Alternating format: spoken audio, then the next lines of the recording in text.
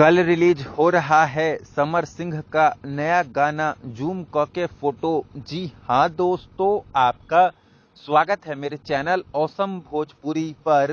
Video को पूरा देखिएगा। वीडियो पसंद आए तो वीडियो को लाइक और चैनल को सब्सक्राइब कीजिएगा। दोस्तों, कल समर सिंह के एक नए गाने के पोस्टर को रिलीज किया गया था, जिस गाने का नाम जूम के फोटो है। दोस्तों, समर सिंह के इस नए गाने को समर सिंह और शिवानी सिंह ने गाया है।